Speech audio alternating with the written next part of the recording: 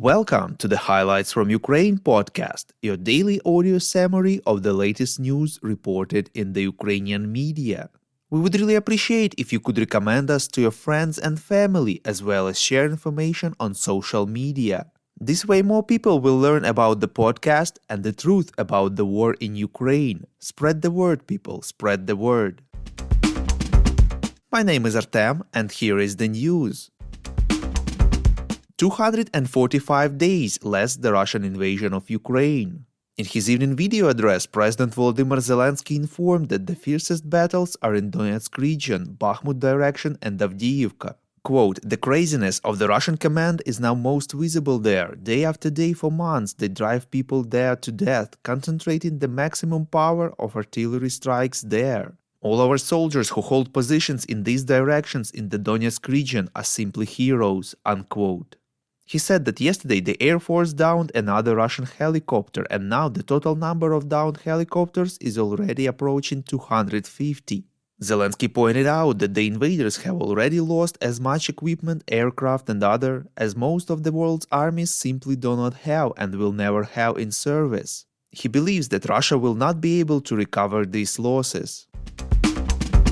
Defense Minister of Ukraine Oleksiy Reznikov said that the counteroffensive advance of the armed forces of Ukraine in the south was slowed down due to the rainy weather, reports Interfax Ukraine. In an interview with Fox News, Reznikov stressed that Ukraine still continues to liberate its land step by step and will continue to do so. At the same time, the minister said that he does not believe that the Russian forces would conduct a street-fighting campaign in the city of Kherson because it is not useful for them. He pointed out that using the HIMARS and other kinds of multiple-launch rocket systems, as well as artillery, Ukraine controls all bridges across the Dnipro River. Thus, if Russians stay in Kherson, they may not be able to flee to the other bank of the river.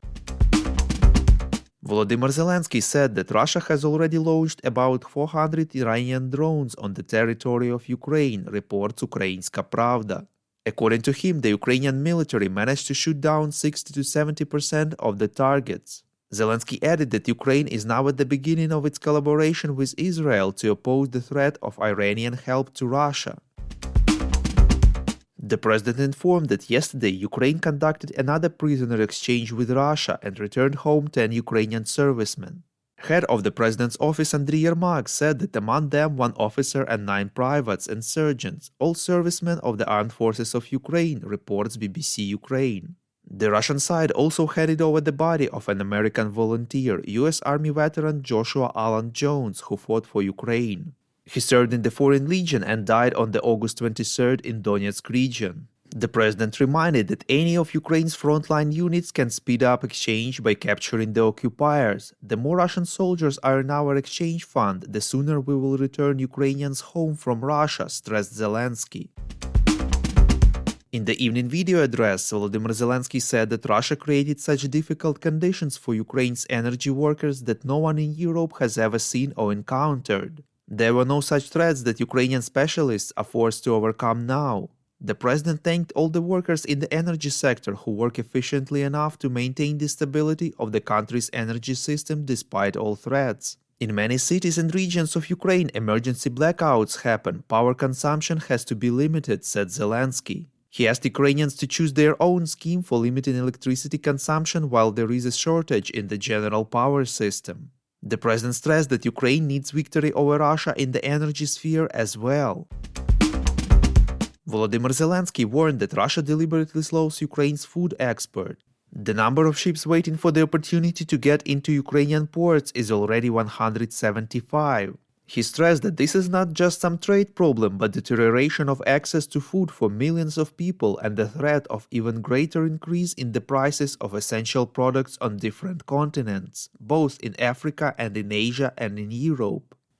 Zelensky believes that if, after all, Russia succeeds in the negative scenario, it will end in a new large-scale migration crisis. Russia continues to spread fake claims about Ukraine's preparations to use the so-called dirty bomb, a conventional explosive laced with radioactive material, reports Ukrainska Pravda. Minister of Defense of Russia Sergei Shoigu called his Indian and Chinese counterparts yesterday. He expressed concern about possible provocations by Ukraine with the use of a dirty bomb. The Indian defense minister responded that the nuclear option should not be resorted to when it comes to the war in Ukraine. The Russian Foreign Ministry posted pictures of what they claimed was Ukraine's preparations to create a dirty bomb. Later, the Slovenian government recognized photos that in reality were taken from a presentation of the Slovenian Radioactive Waste Agency back from 2010. The Polish Senate recognized Russian authorities a terrorist regime, reports Slovo i Dilo. In the resolution, the senators recalled that on February 24th, Russia unleashed a brutal war with Ukraine, wanting to wipe this sovereign country off the face of the earth and destroy its people. The document strongly condemns Russian aggression and calls on all countries advocating peace, democracy, and human rights to recognize the government of the Russian Federation as a terrorist regime. The German car manufacturer Mercedes is leaving the Russian market, selling its plants in suburbs of Moscow and property to a Russian dealer, reports Ekonomiczna Pravda. Mercedes is the third car manufacturer in the passenger car segment that leaves Russia. Prior, Renault, Nissan and Toyota sold their assets and left the country.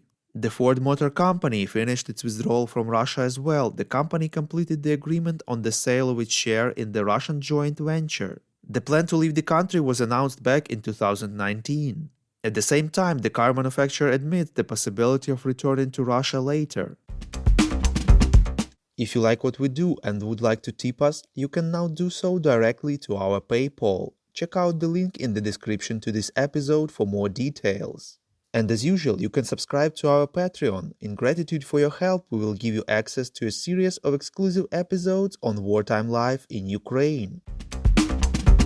We call on you to demand from governments of your countries to impose the toughest sanctions possible on Russia and its citizens to stop their invasion of Ukraine.